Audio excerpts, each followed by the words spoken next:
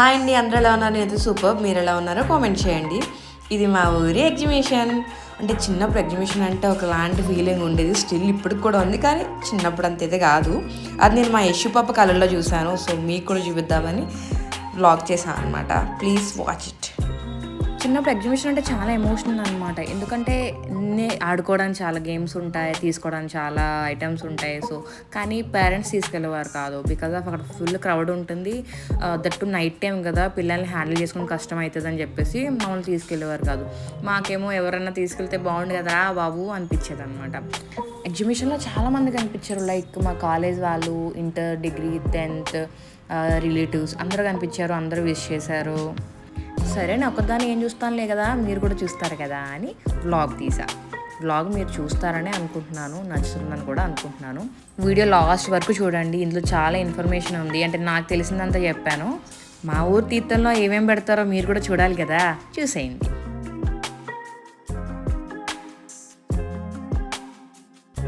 తూర్పుగోదావరి జిల్లా పిఠాపురంలో శ్రీ కుక్టేశ్వర స్వామి దేవాలయం అత్యంత ప్రాచీనమైన పవిత్రమైన శివాలయం.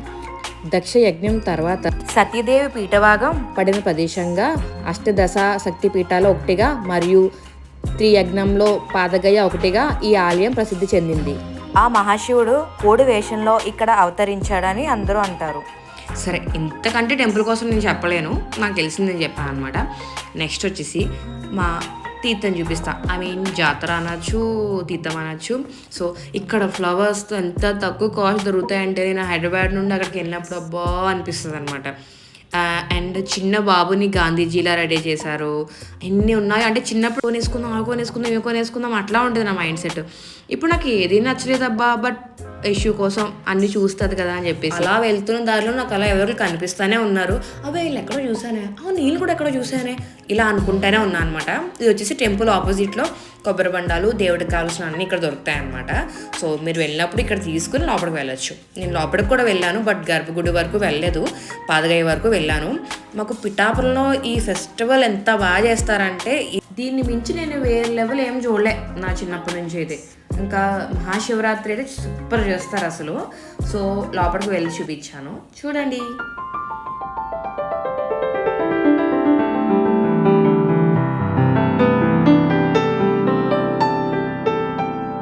ఇదే పాదగయ అండి.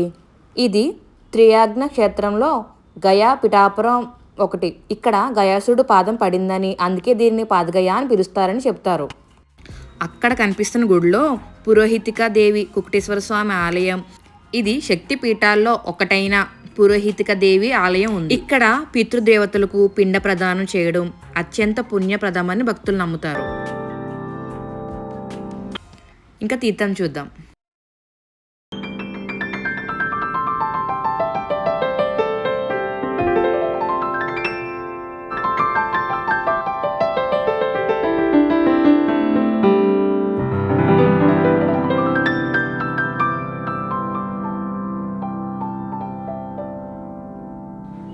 ఈసారి ఎగ్జిబిషన్లో చాలా మంచి థీమ్ పెట్టారండి. పిల్లలు కూడా చాలా యాక్టివ్గా ఆడుకున్నారు, చాలామంది పిక్స్ తీసుకున్నారు, పిల్లలు పెద్దలు ఏకమయ్యి.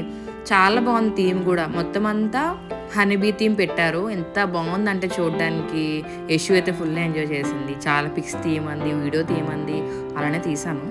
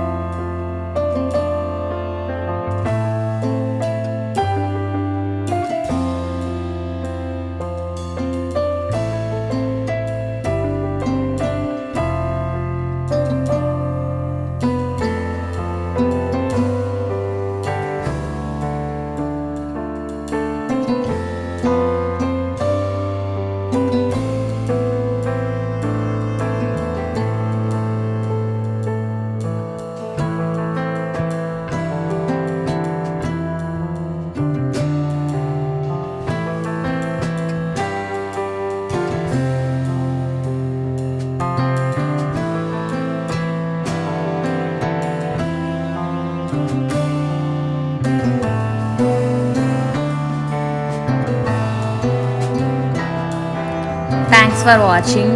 సబ్స్క్రైబ్ చేసుకోవచ్చు కదా, పక్కనున్న బెల్ ఐకాన్ క్లిక్ చేస్తే నేను చేసే ప్రతి ఒక్క వీడియో మీకు నోటిఫికేషన్ వస్తుంది.